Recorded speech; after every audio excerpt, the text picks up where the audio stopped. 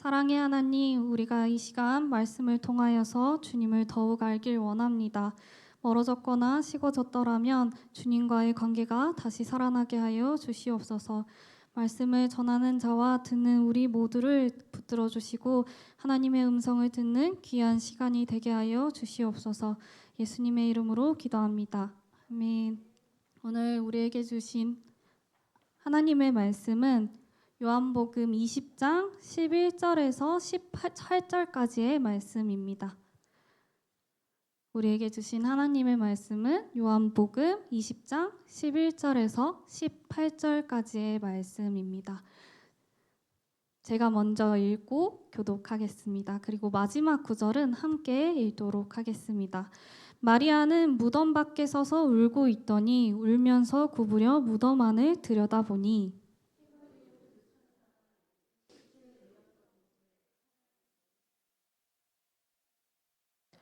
천사들이 이르되 여자여 어찌하여 우느냐 이르되 사람들이 내 주님을 옮겨다가 어디 두었는지 내가 알지 못함이니이다.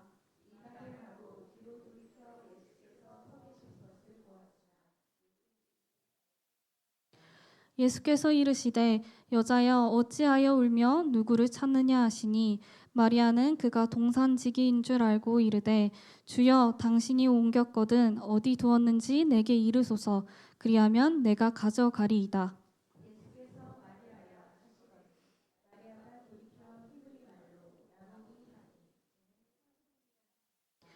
예수께서 이르시되 나를 붙들지 말라 내가 아직 아버지께로 올라가지 아니하였노라. 너는 내 형제들에게 가서 이르되 내가 내 아버지 곧 너희 아버지 내 하나님 곧 너희 하나님께로 올라간다 하라 하시니 라 마리아가 가서 내가 주를 보았다 하고 또 주께서 자기에게 이렇게 말씀하셨다 이르니라. 아멘.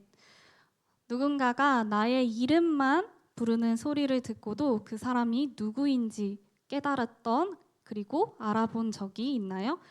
같은 이름이라도 가족이나 가장 친한 친구가 부를 때마다 그 느낌은 모두 다릅니다. 목소리와 억양이 서로 다르기도 하기 때문이겠지만 또 더 중요한 이유는 그 목소리 안에서 그 사람과 함께 했던 그 관계와 시간이 담겨 있기 때문입니다. 저에게는 이 이름을 불러주는 것에 대한 특별한 기억과 순간이 있습니다. 제 이름은 모두 다 아시겠지만 김예린입니다. 그런데 저는 중학생 때까지는 저의 이름에 대해서 별로 좋아하지는 않았습니다. 어딜 가든 이 김예린이라는 이름은 좀 흔하게 있었고 또 사람들은 제 이름을 자주 김예림, 그러니까 미음인 거죠. 이렇게 예림이라고 많이 착각해서 잘못 부르기도 했기 때문입니다. 어린 마음에 저의 이 이름이 흔하다고도 생각을 했고 왜 사람들은 나의 이름을 착각하면서 부르는 걸까라고 생각하기도 했습니다. 그런데 중학생 때 기술 수업 시간이었는데요. 선생님께서 출석부를 부르시면서 번호 순서대로 학생들의 이름을 불렀습니다. 그리고 드디어 저의 차례가 되었죠. 김예린 하고 부르고 저는 이제 네 하고 대답하자 선생님께서는 저를 얼굴을 빤히 쳐다보셨습니다. 그러더니 이렇게 말씀을 하셨어요. 너는 꼭 예린이처럼 생겼다 라고 이렇게 이야기를 하셨어요. 이렇게 이야기를 하셨던 이유는 선생님께서는 저의 이 김예린이라는 이 이름이 저의 얼굴과 저의 전체 분위기에 너무 잘 어울린다라는 말이었습니다. 저는 이 순간 이후로 저의 이름을 좋아하게 되었던 것 같아요. 그리고 맞아, 내가 다른 사람이 아니라 김예린이지 라고 제 자신을 새롭게 바라보기도 하였습니다. 그래서 저는 지금 그 이후로 지금도 그날의 장면을 똑똑히 기억합니다. 그날의 그 교실의 분위기와 제가 앉아있던 자리 그리고 선생님의 표정과 제 이름을 부르던 그 목소리까지도 기억납니다. 이렇게 누군가가 나의 이름을 불러준다는 것은 단순히 나를 지칭하거나 그런 행위에 그치는 것이 아니라 때로는 내가 누구인지 새롭게 알게 되고 그 사람과 함께했던 관계와 기억을 떠올리게 됩니다. 오늘 말씀에도 자신의 이름이 불리던 순간 눈앞에 계신 분을 알아보고 시선을 바꾸게 된 한 사람이 등장합니다. 그 사람은 바로 막달라 마리아입니다. 이 막달라 마리아는 그 7귀신이 들렸던 그 마리아입니다. 막달라 마리아는 예수님께서 십자가에 달려 죽으시던 모습을 직접 목격했습니다. 요한복음 19장 25절입니다. 예수의 십자가 곁에는 그 어머니와 이모와 글로바의 아내 마리아와 막달라 마리아가 섰는지라. 대부분의 제자가 두려움에 흩어진 상황에서도 마리아는 예수님의 십자가 곁에 서 있었습니다. 마리아는 예수님께서 고통당하시던 모습과 십자가에서 숨을 거두시던 그 순간을 자신의 눈으로 지켜보았습니다. 예수님께서 죽으신 뒤에 막달라 마리아는 안식 후 첫날 아직 어두울 때 예수님의 무덤을 찾았습니다. 그러나 무덤에 도착해 보니 입구를 막고 있던 돌은 이미 옮겨져 있었고 예수님의 시신은 보이지 않았습니다. 마리아는 곧바로 베드로와 다른 제자들에게 달려가서 우리 주님의 시신이 어디에 있는지 찾지 못하겠다고 말합니다. 마리아의 말을 들은 두 제자는 무덤으로 달려간 뒤에 빈 무덤과 그곳에 놓인 세마포를 확인한 뒤에 다시 집으로 돌아가게 됩니다. 하지만 마리아는 그 자리를 떠나지 않습니다. 오늘 본문 11절인데요. 마리아는 무덤 밖에 서서 울고 있더니 울면서 구부려 무덤 안을 들여다보니 두 제자는 돌아갔지만 마리아는 돌아가지 않았습니다. 사랑하고 따랐던 예수님께서 죽으셨다는 이 사실만으로도 견디기가 힘든데 예수님의 시신마저 사라졌습니다. 마리아는 깊은 슬픔과 상실, 혼란 속에서 무덤 밖에 서서 울고 있었습니다. 마리아가 몸을 굽혀 무덤 안으로 들어가 보자 흰옷을 입은 두 천사가 앉아 있었습니다. 천사들이 마리아에게 물었습니다. 13절입니다. 여자여 어찌하여 우느냐라고 하자 마리아가 대답합니다. 사람들이 내 주님을 옮겨다가 어디 두었는지 내가 알지 못함이니이다. 마리아는 천사들을 보고도 예수님의 부활을 생각하지 못했습니다. 마리아의 생각과 시선은 온전히 예수님의 시신이 어디에 있는가에 있었습니다. 빈 무덤을 보면서도 부활을 기대한 것이 아니라 누군가가 예수님의 시신을 옮겼구나 생각하고 있었습니다. 대답을 한 뒤에 마리아가 몸을 돌렸습니다.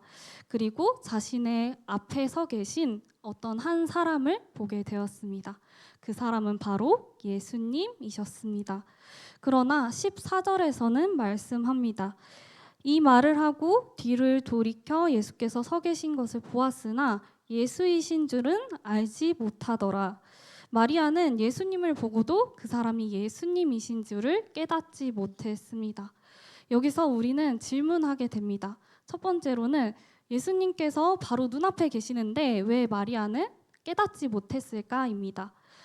마리아가 많은 눈물을 흘리고 있었기 때문에 제대로 알아보지 못했을 수도 있고 부활하신 예수님의 모습이 이전과 달랐을 가능성도 있습니다. 사실 조금 더 생각해보면 이 마리아의 입장도 이해가 됩니다. 마리아는 예수님의 그 죽음을 직접 목격했습니다.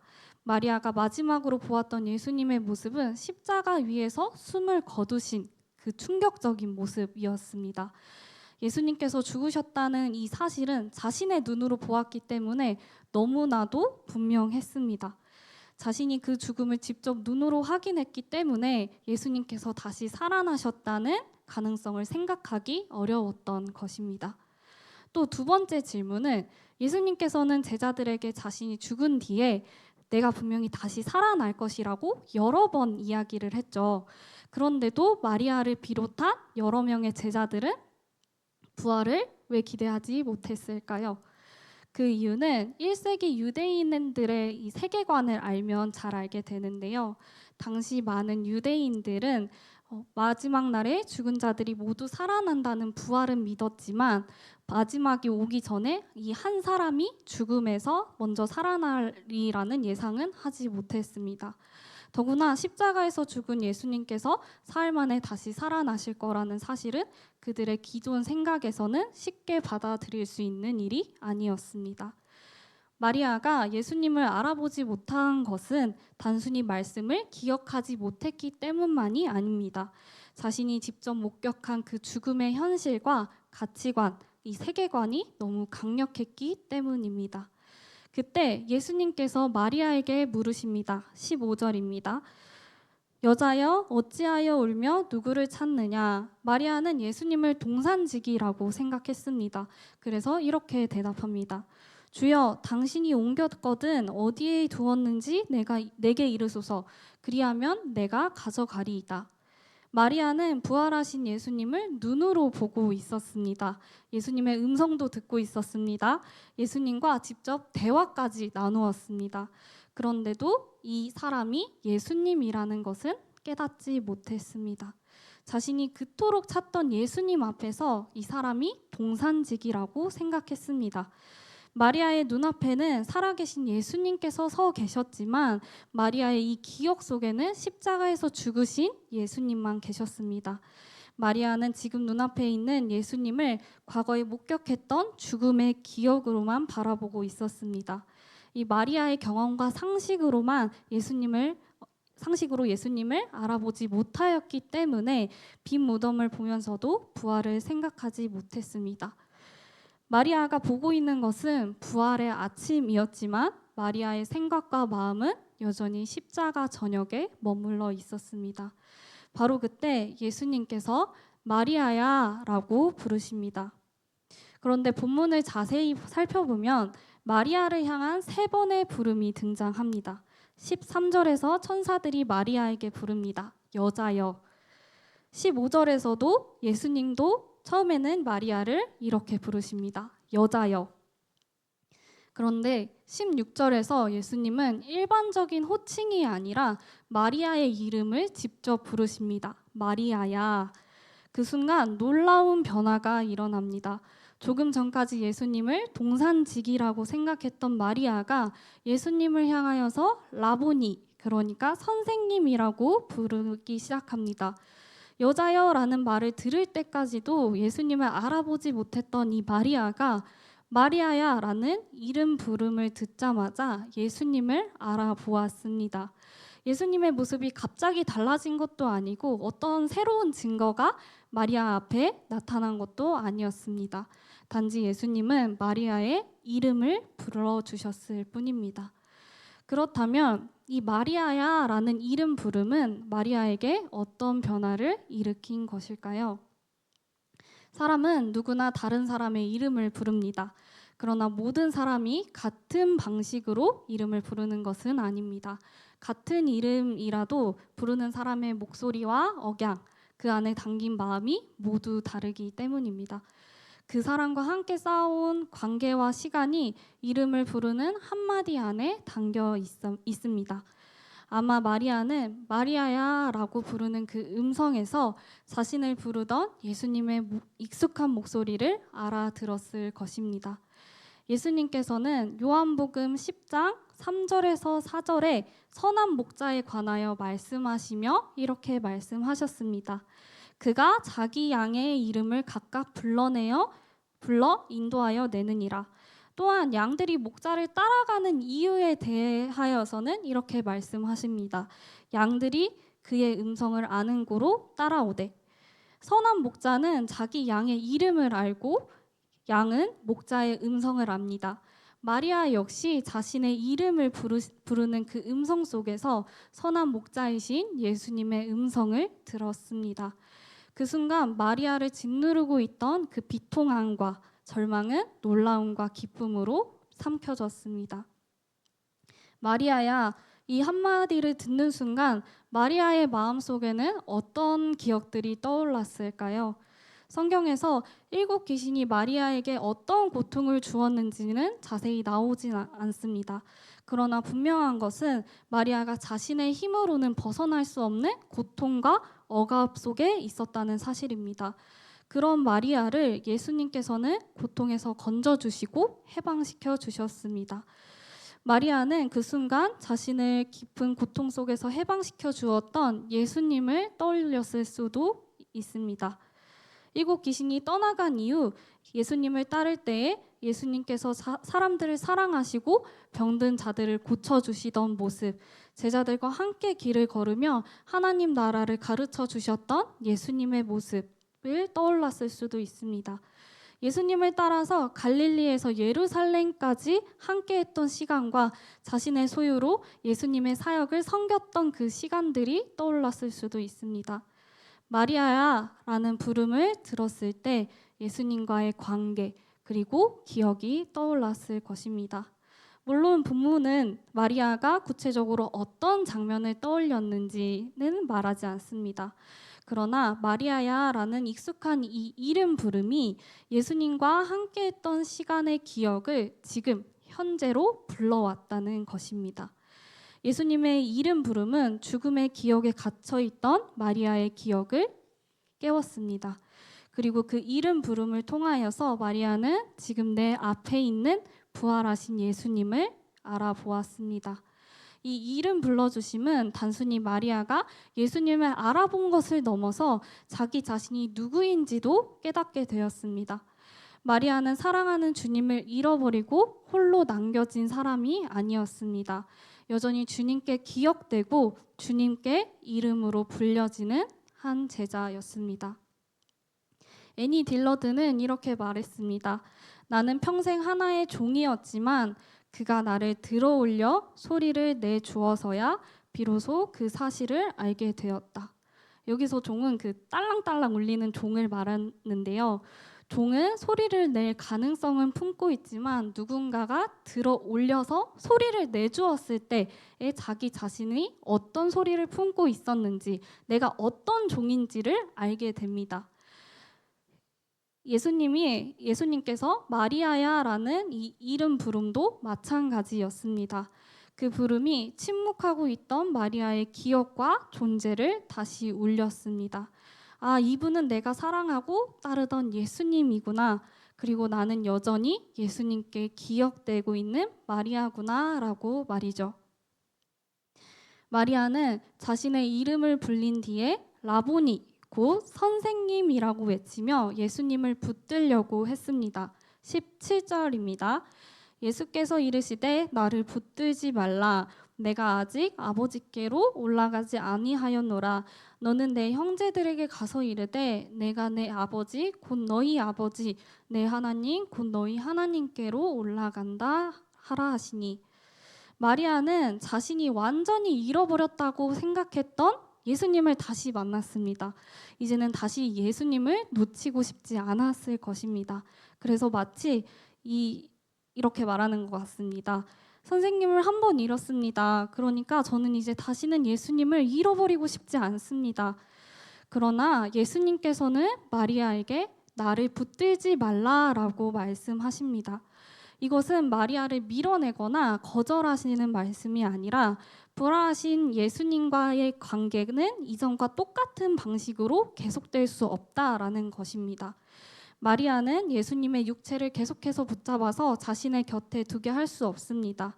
왜냐하면 이제 예수님께서는 아버지 곁으로 올라가실 것이기 때문입니다. 그렇다고 예수님께서 마리아와 제자들을 완전히 떠나는 것은 아닙니다. 요한복음 전체의 흐름에서 예수님의 승천은 단순한 부재가 아니라 성령님을 통한 새로운 임재로 이어집니다. 예수님께서는 이미 제자들에게 보혜사 성령님을 보내주겠다고 약속하셨습니다. 요한복음 14장 26절 말씀입니다. 보혜사 곧 아버지께서 내 이름으로 보내실 성령, 그가 너희에게 모든 것을 가르치고 내가 너희에게 말한 모든 것을 생각나게 하리라. 성령님께서 하시는 일 가운데 하나는 예수님의 말씀을 생각나게 하는 것입니다. 그러나 여기에서 생각나게 한다는 것은 오래전에 있었던 일을 다시 추억한다라는 것이 아닙니다. 과거에 경험했던 예수님의 사랑을 지금도 나와 함께 하시는 주님의 사랑으로 깨닫게 하십니다. 그러므로 신앙의 기억은 단순히 과거로 돌아가는 일이 아닙니다. 기억은 현재를 새롭게 바라보게 하는 신앙의 통로입니다. 이제 예수님께서 아버지께로 올라가신 뒤에도 마리아는 예수님을 눈앞에 붙잡아 두어야만 예수님께서 함께 하심을 경험하는 사람이 아닙니다. 성령께서 예수님의 말씀을 생각나게 하시고 그 말씀을 통하여서 지금도 살아계신 주님이 나와 함께 하시는구나를 깨닫게 하실 것입니다. 부활하신 예수님은 눈앞에 붙잡아 두어야만 우리와 함께 하시는 분이 아닙니다. 성령님께서는 주님의 말씀을 우리 안에 다시 올려주십니다. 그리고 그 말씀을 통하여서 지금도 우리와 함께 하시는 예수님의 평안, 임재, 사랑을 깨닫게 하십니다. 부활하신 예수님께서 이름을 불러주신 사람은 막달라 마리아뿐만이 아닙니다. 예수님께서는 오늘도 우리의 이름을 알고 계시며 말씀과 성령을 통하여서 우리의 이름을 부르고 계십니다. 그런데 우리는 때때로 눈앞에 한 가지 일에 온 마음과 시선을 빼앗긴 채 살아갑니다. 해결되지 않은 문제, 그리고 잃어버린 것, 되찾고 싶은 것과 내가 원하는 증거에만 몰두합니다. 마리아도 그랬습니다. 마리아가 무덤에서 찾고 있던 것은 예수님의 부활하신 예수님이 아니라 죽으신 예수님의 시신이었습니다. 마리아의 생각은 온통 누가 주님의 시신을 가져갔을까? 이 한 가지 질문에 사로잡혀 있었습니다. 우리도 문제를 해결하는 데에만 몰두한 나머지 그 문제 한가운데에 계시는 예수님은 바라보지 못하게 됩니다. 지금 나에게 말씀하시는 주님의 음성을 듣지 못합니다. 그런 생각들에 붙들려 있는 동안 우리는 이미 우리 곁에 계신 예수님을 동산지기로 오해할 수도 있습니다. 그러므로 우리에게는 시선을 돌리는 일이 필요합니다. 현실에서 벗어나거나 눈앞에 있는 문제를 외면하는 것이 아니라 내가 원하는 답만 찾다가 그 자리에 계신 예수님을 놓치지 말자라는 것입니다. 또한 마리아의 헌신은 결코 작지 않습니다. 아직 어두울 때 무덤을 찾아왔고 다른 제자들은 집으로 다시 돌아갔지만 마리아만은 이 무덤 곁에서 있었습니다. 그러나 마리아의 헌신이 크다고 해서 예수님을 온전히 알고 있었던 것은 아닙니다. 마리아는 누구보다 열심히 예수님을 찾고 있었지만 자신이 아는 범위 안에서만 예수님을 찾고 있었습니다. 마리아가 찾고 있던 예수님은 죽음을 이기고 살아나신 예수님이 아니라 무덤에서 되찾아야 할 죽은 예수님이었습니다. 우리도 예수님을 믿고 사랑한다고 고백합니다. 예배를 드리고 기도하면서 많은 정성으로 교회를 섬깁니다. 그러나 열심히 헌신하면서도 예수님을 우리의 경험과 상식, 기대 안에서 가두어 놓을 때가 있습니다. 마리아는 예수님을 포기한 사람이 아니었습니다. 오히려 예수님께 몰두한 사람이었습니다. 그러나 자신이 경험한 죽음의 현실보다는 크신 예수님을 기대하지 못했습니다. 여기에서 가장 중요한 것이 있습니다. 마리아가 스스로 시야를 넓혀서 예수님을 알아본 것이 아닙니다. 자신의 생각이 잘못되었다는 사실을 깨닫고 부활하신 예수님을 깨달은 것이 아닙니다. 만일 예수님께서 먼저 마리아야 라고 이름을 불러주지 않았다면 마리아는 눈앞에 계신 부활하신 예수님을 끝내 알아보지 못했을 것입니다. 예수님께서는 먼저 마리아의 이름을 불러주셨습니다. 이 이름 부름은 마리아의 닫힌 시야를 열었습니다. 죽으신 예수님의 시신과 빈 무덤에만 붙들려 있던 이 시선이 부활하셔서 자신의 이름을 부르시는 예수님께로 돌이키게 했습니다. 그 부름을 듣는 순간 마리아는 자신이 알고 있던 예수님보다 훨씬 크신 그 부활하신 예수님을 보게 되었습니다. 영원히 함께 하시는 예수님을 만나게 되었습니다. 우리가 다른 것에 온 마음을 뺏겨 주님을 알아보지 못할 때 예수님께서는 먼저 우리를 찾아오시고 우리의 이름을 불러주십니다. 주님께서는 우리의 이름만 알고 계시는 것이 아닙니다. 우리가 무엇에 마음을 빼앗겨 있는지도 아십니다. 우리가 어떤 문제 앞에서 울고 있는지도 아십니다. 우리가 예수님을 사랑하면서도 얼마나 작게 이해하고 있었는지도 아십니다. 우리가 주님을 알아보지 못할 때에도 주님께서는 우리에게 먼저 이름을 불러주시고 알아주십니다. 성령님께서는 오늘도 말씀을 통하여서 주님의 음성을 우리 안에 들려주십니다. 내가 너와 함께한다. 두려워하지 말라. 내가 너를 사랑한다. 마리아야 라고 부르신 예수님께서는 오늘 우리에게는 어떠한 음성으로, 어떠한 억양으로, 어떠한 목소리로 나의 이름을 불러주실까요? 오늘 나의 이름을 부르시는 주님의 음성을 들으십시오. 그리고 마리아처럼 부활하신 주님을 알아보고 나의 주님, 내가 주님을 보았습니다 라고 고백하는 저와 판교소망교회 성도님들 되길 소망합니다. 기도하겠습니다. 하나님, 오늘 말씀을 통하여서 우리의 이름을 불러주시는 주님, 부활의 예수님을 바라보게 하시니 감사합니다. 또 이미 우리 곁에 계시는 주님께 감사드립니다. 마리아가 부활하신 예수님을 알아보지 못할 때 먼저 마리아야 라고 불러주셨던 것처럼 오늘도 우리의 이름을 불러주시옵소서. 주님의 사랑을 듣게 하여 주시옵소서. 나아가 부활하신 예수님과의 살아있는 관계 안에서 믿음과 소망과 사랑을 회복하게 하여 주시옵소서. 우리를 먼저 아시고 찾아오시고 부활하신 예수님의 이름으로 기도합니다. 아멘. 우리 함께 내 이름